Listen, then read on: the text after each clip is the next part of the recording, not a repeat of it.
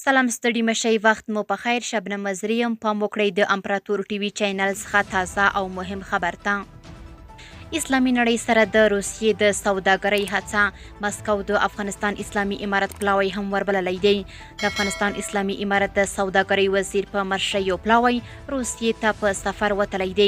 د بهرنیو چارو وزارت ویاند احمد تکل رسنیو ته په لیږلي پیغام کې ویلي د افغانستان اسلامي امارت د سوداګرۍ وزیر په مرشه یو تعلیمي او سوداګریز پلاوی د روسیې فدراتیف په رسمي بلنه تتارستان ته سفر لري چې هلته به د اسلامي هیوادونو ترمنځ اقتصادي فورم کې ګډون وکړي.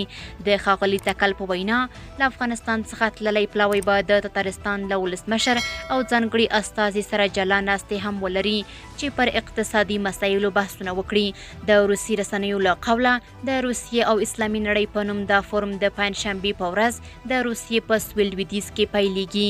د دې لړۍ لومړی پیل په 2009 کال کې د روسیې په نوښت وشو او دغه هیواد وخت نه وخت د ورته چوکاټ له لارې له اسلامي هیوادونو سره د سوداګرۍ د پیاوړتیا ناسته برابره کړې ده. په اوس مهال کې دا ناسته داسې هم ارزول شوې چې گویا روسیه له لویدیځه اسلامي نړۍ ته مخ اړوي چې ورسره هر اړخیزې اړیکې ولري. د 2023 میلادي کال دا ناسته له پلازمینې مسکو څخه 800 کیلومتره لرې په تتارستان ښار کې جوړیږي. روسیه د مهال په اوکراین کې د جګړې پر سر له غربي نړۍ سره خړې پړې اړیکې لري او د اسلامي سازمان همکاریو فعاله څارونکی غړی دی.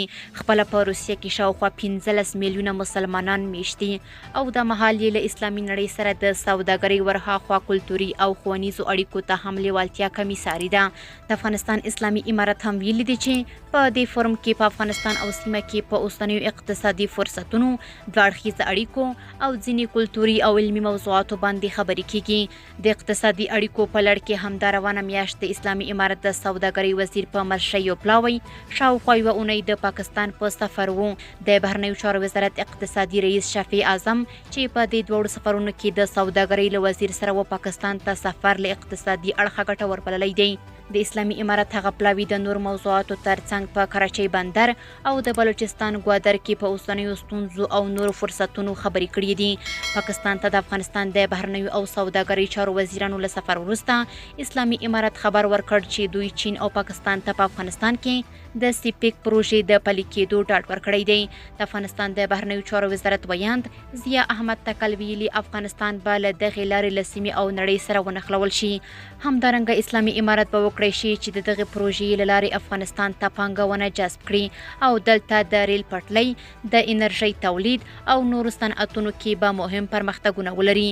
د چین په نوښت دا سړک چې له پاکستان څخه تیریږي او د سیمې هیوادونو سره نښلوي یوه ستره سیمه ییزه پروژه ده چې لا یې په سیمه کې د جوړېدو پر وړاندې ځینې ګواښونه شته.